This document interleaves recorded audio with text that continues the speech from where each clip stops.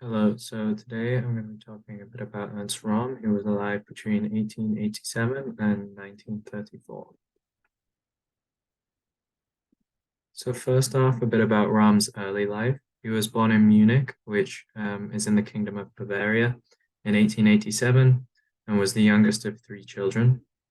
He began his military career when he entered the Royal Bavarian 10th Infantry Regiment on 23rd of July 1906, despite his family having no background in the military.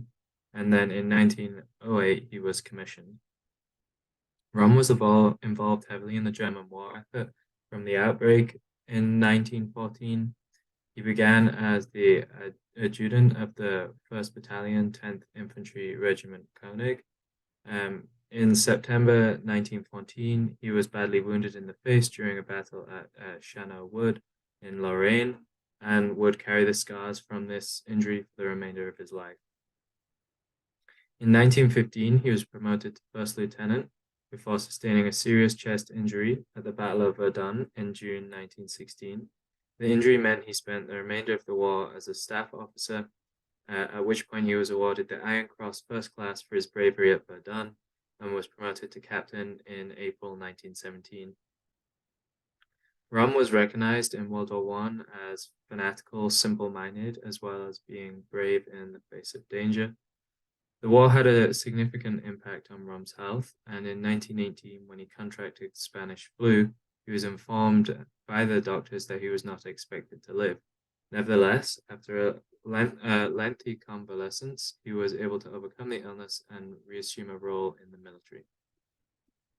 So next, we're going to have a look at Rohm actually entering into politics. So after recovering from his illness, Rohm continued his role in the Reichswehr, which was the name for the German army in the Weimar Republic, and he assumed the role of captain. Meanwhile, he began playing a political role in Bavaria as he joined the Bavarian Free Corps for Border Patrol East in 1919.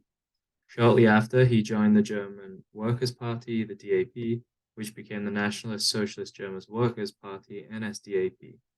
Unlike Hitler, Rohm was a member of the Nazi Party from the beginning, and not long after joining the Nazi Party, Rohm met Hitler and became close friends with him.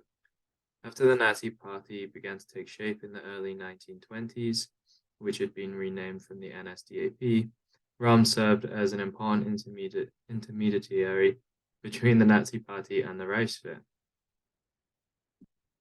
So next, have a look at one of the key events in Rohm's life, which was the Munich Putsch.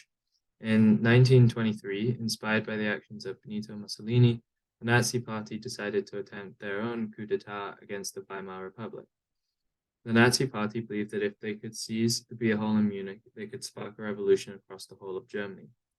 Rohm was one of the Nazi Party members present, and his militia force played a significant role in the events. Rohm led a force of almost 2,000 men to capture the War Ministry, which they held for 16 hours. However, ultimately, the putsch was unsuccessful, and Rohm, along with other Nazi Party members, was tried for his crimes. Rohm was sentenced to 15 months in prison, but this was suspended and he was placed on probation. After being released from prison, Rohm reassumed a political role and helped create the Frontbahn as an alternative to the Sturmabteilung, which had been outlawed following the failed putsch. However, Hitler recognized that as long as the police force and the Reichswehr remained loyal to the government, paramilitary forces would never be considered legitimate. Therefore, in 1925, after a failed attempt to integrate the Frontbahn into the SA, Rohm resigned from all political and military roles, and then in 1928, he accepted a post in Bolivia as an advisor to the Bolivian army. So the next thing I'm going to have a look at is the SA and why it was so important to the Nazi Party. So in September 1930, Hitler assumed control of the Nazis' primary paramilitary force, the SA, and invited Rohm to return from Bolivia and begin reorganizing the force. Rohm accepted the role as leader of the SA and assumed command in January 1931. The SA was a paramilitary force that began as protection of Nazi Party members, but by 1931, their major role was in the harassment of political enemies of the Nazis, as the Schutzstaffel, the SS, took over the role of protection. At the time of the Munich Putsch in 1923, the SA had around 3,000 members. However, by the end of 1931, it had over 400,000 members, and then in 1934, when Hitler had assumed power in Germany, it had over 4 million members. Rohm reorganized the SA so that the leadership did not have any Nazi party oversight, and instead answered only to Rohm or Hitler.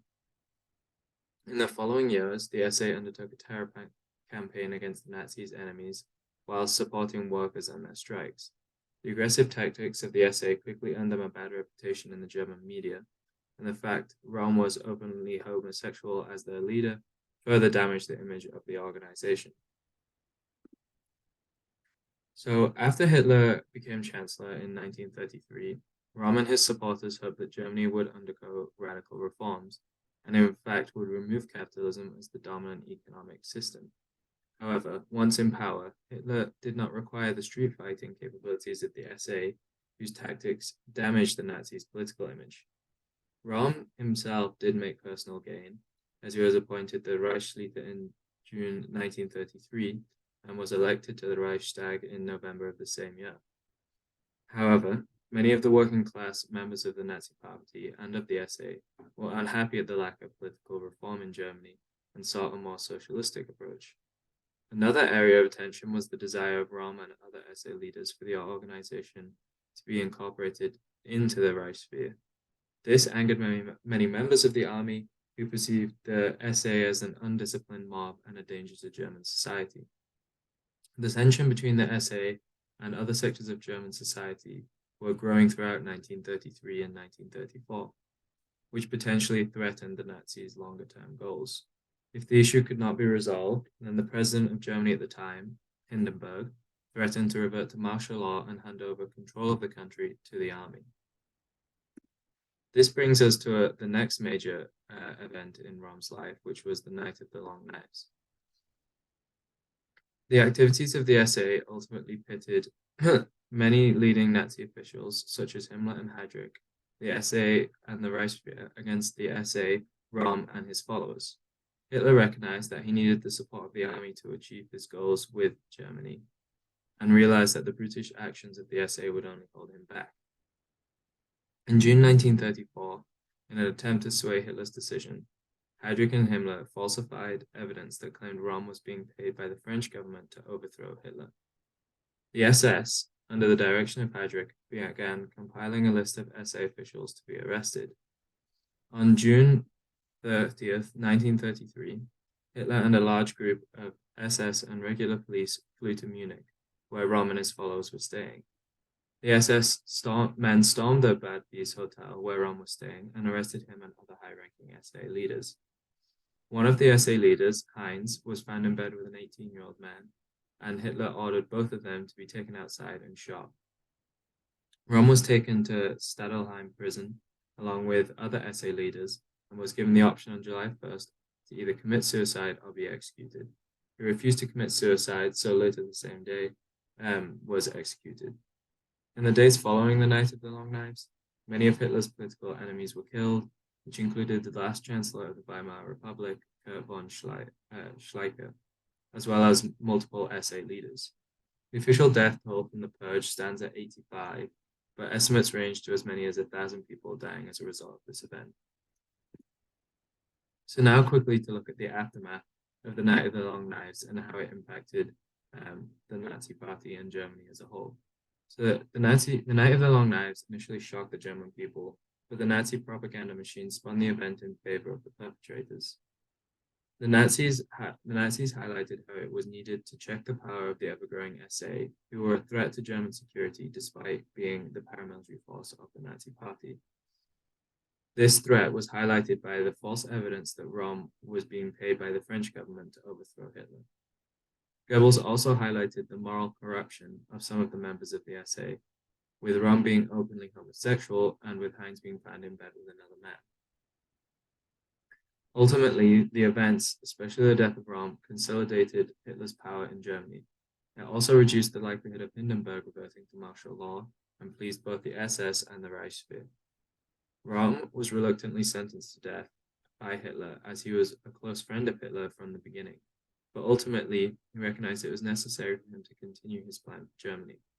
Rohm's reputation remained as one of a brutish political campaigner who took great liberty in street fighting and unconventional politics.